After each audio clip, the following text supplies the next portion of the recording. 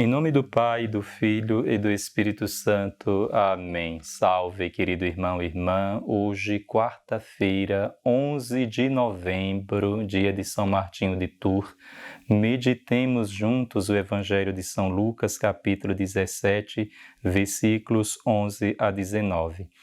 Aconteceu que, caminhando para Jerusalém, Jesus passava entre a Samaria e a Galileia.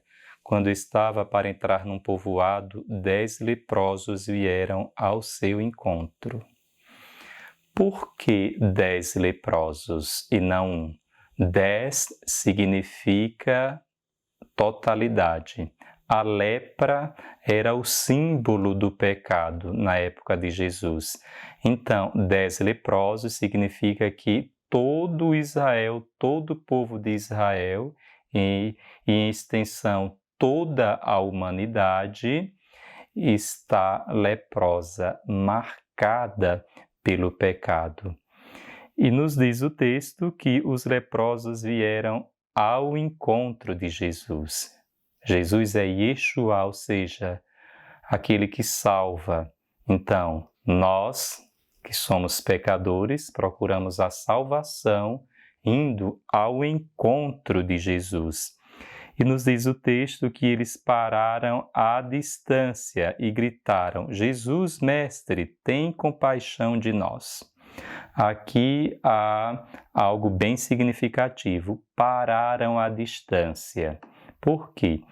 Os leprosos não podiam se aproximar das pessoas. Eles viviam em colônias, viviam segregados, afastados. E o leproso era extremamente discriminado, era uma pessoa impura.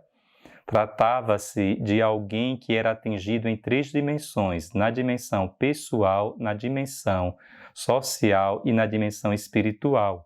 A dimensão pessoal, porque a lepra era uma doença que deixava marcas terríveis no corpo, inclusive até insensibilizava partes do corpo, como faz o pecado. O pecado nos insensibiliza. E também o leproso era atingido no aspecto social, ou seja, era alguém que não poderia abraçar um filho, a mãe, um pai, a esposa, o esposo. O leproso era afastado da sociedade.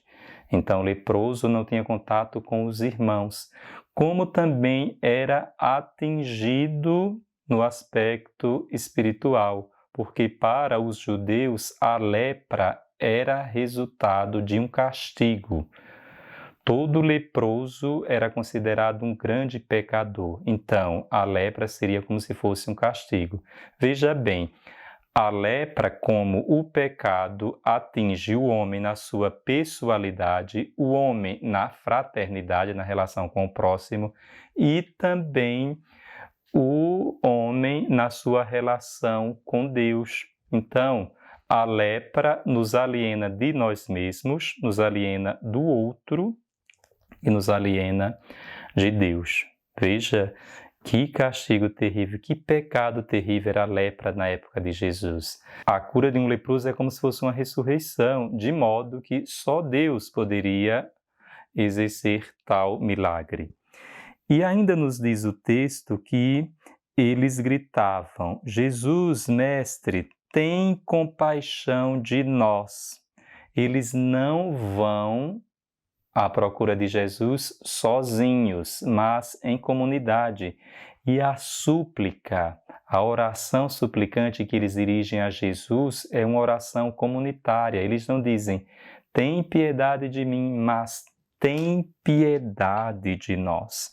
Um grande ensinamento, amados irmãos e irmãs, porque eles demonstram que o interesse não é mais pessoal. E nós podemos aprender hoje com os leprosos a rezar, a nos dirigir ao Senhor.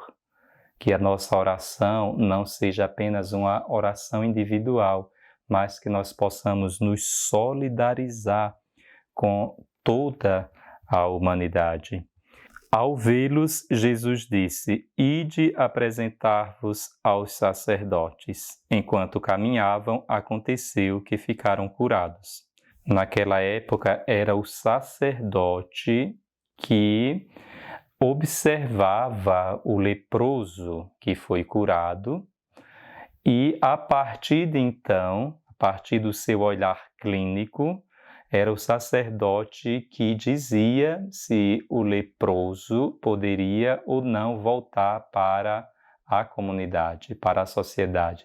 Se o sacerdote percebesse que não havia mais mancha no corpo, que aquele homem foi curado, então voltava para a sociedade. É por isso que Jesus manda que os leprosos vão procurar o sacerdote.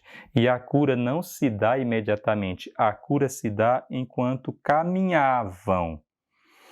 Enquanto eles caminhavam, aconteceu que ficaram curados. Há uma lição muito profunda, ou seja, a cura na vida espiritual se dá de forma gradual. A conversão não é algo repentino, não se muda um vício de forma abrupta e rápida.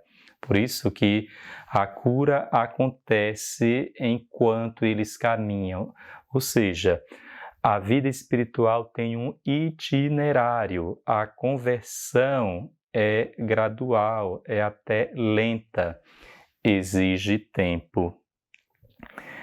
E um deles, ao perceber que estava curado, voltou glorificando a Deus em alta voz, atirou-se aos pés de Jesus com o rosto por terra e lhe agradeceu. E este era um samaritano. 10 foram curados, mas veja bem, um apenas foi salvo. Levanta-te e vai, tua fé te salvou. 9 apenas ficaram contentes com a cura física. Um, além da cura física, voltou para agradecer e adorar o Senhor. Por isso que ele se prostrou. 9 vão à busca do sacerdote que representa as cerimônias, os ritos e as leis. O sacerdote o que pode fazer é dizer, você está limpo. E um, que é um samaritano, vai à procura de Jesus, que é o Salvador, que não só disse que estava limpo, mas que estava salvo. A cura é provisória. Nós podemos ser curados de uma doença e podemos ter outra.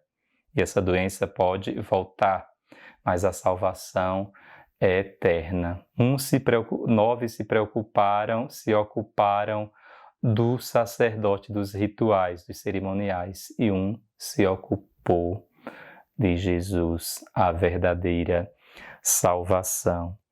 Amados irmãos e irmãs, que hoje nós, olhando para o exemplo, sobretudo, desse samaritano, um homem considerado herético, um homem considerado inimigo dos judeus, é justamente ele que dá o grande exemplo para nós hoje, a gratidão.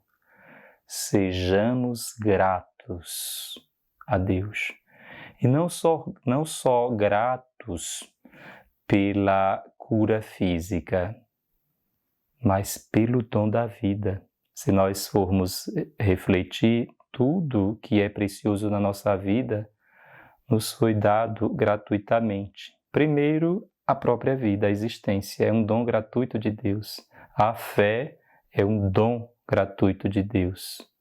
O próprio Cristo é um dom gratuito de Deus. O ar que nós respiramos, dinheiro nenhum paga. Então, as melhores coisas da vida, Deus nos dá de graça. Um filho que você tem, não há dinheiro que pague.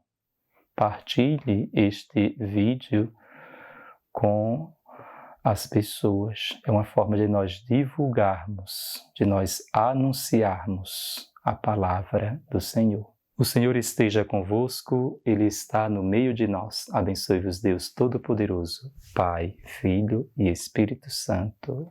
Amém.